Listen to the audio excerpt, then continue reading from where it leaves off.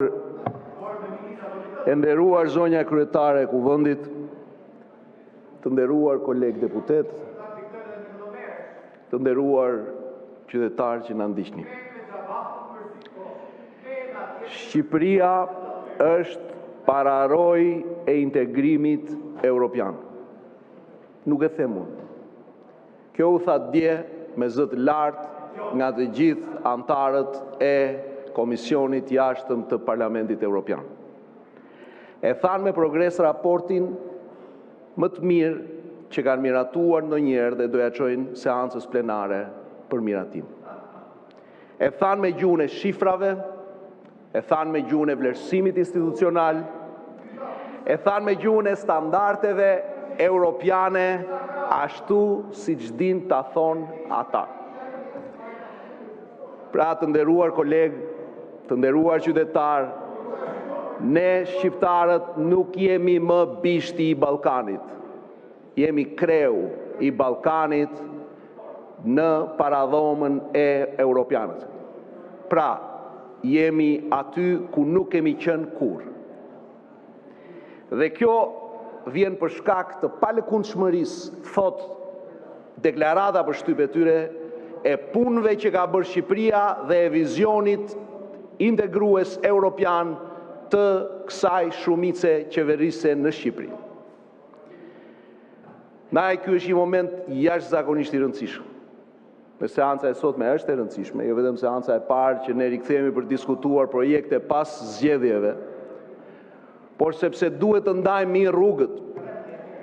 Projektet që vinë sot janë projekte pune. Të gjitha gjërat që do diskutojmë sot janë akte, siç është edhe biodiversiteti, një nga sfidat botërore, europiane, që ne shqiptarët vlerësohemi përsëri nga Bashkimi Evropian, që po ndeshemi bashkë me ta, siç po ndeshemi me migracionin, siç po ndeshemi pra me klimën, siç po ndeshemi me energjinë, janë pjesë të raportit. Dhe kjo është njëra rrugë, rruga e punës. Ndërkohë që kemi dhe një rrugë tjetër që është rruga e fantazive të rënimit, me profetët e rënimit, ku çdo gjë është e rënuar, ku çdo gjë ka marrë fund. E ndaj sot, ndërsa ne flasim për biodiversitetin, për punësimin e të rinjve, për energjinë, për ekonominë shqiptare se si duhet vazhdoj të rritet, për turizmin, alternativa që sjell kjo shumicë është një marrëveshje si kjo, që ne nënshkruajmë, që marrin pjesë në një konvent, është një marrëveshje siç do të diskutojmë më pas me Bashkimin Evropian, konkrete. Pra janë partneritete strategjike të kësaj qeverie me Kombet e Bashkuara, Bashkimin Evropian, me vendet të Bashkimit Evropian. Janë investime në rritje kapacitetesh, aftësi, punësim, janë mbështetjet për të rinjt, për shkak se atë gjë presin, të paktën atje ku unë kam shërbyer këto 4 vjet edhe kam qenë këto 6 muaj për ditë.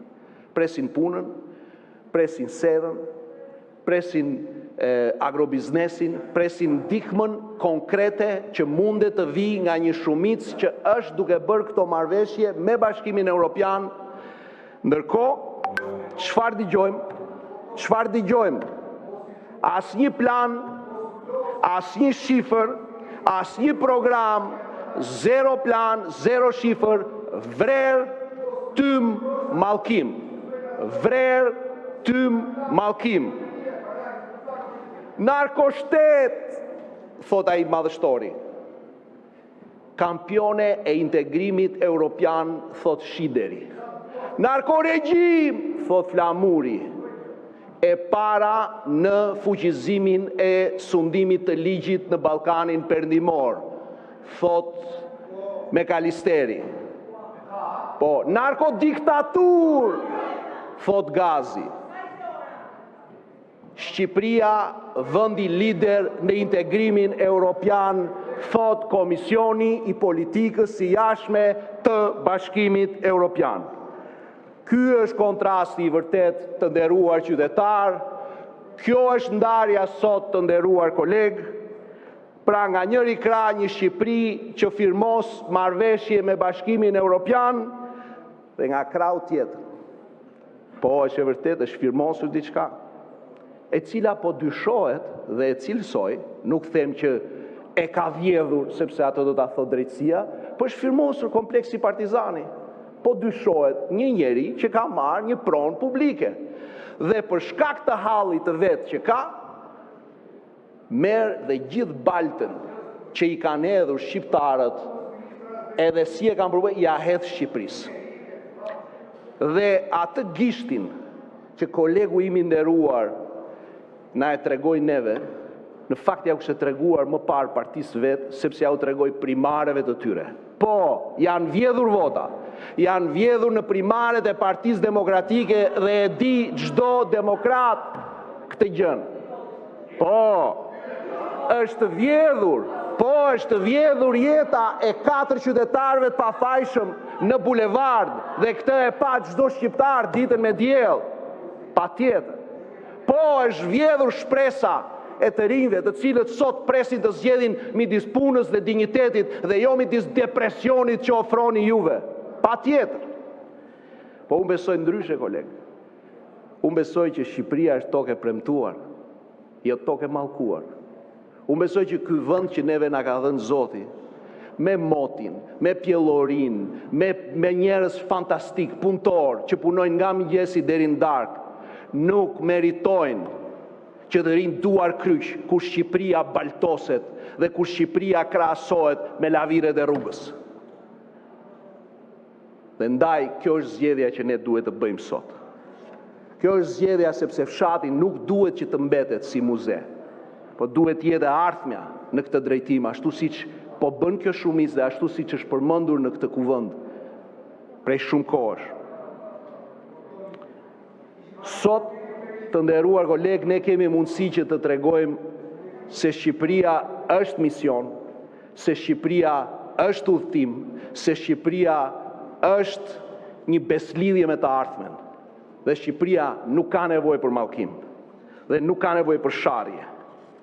Prandaj unë mbështes të marrëveshje dhe gjitha ato marrëveshje tjera, jo si letra teknike, por si shprehje e qartë e një vullneti politik të një Shqipërie që ecën, nuk përplaset, të një Shqipërie që punon, nuk shpif, të një Shqipërie që ndërton, nuk mallkon.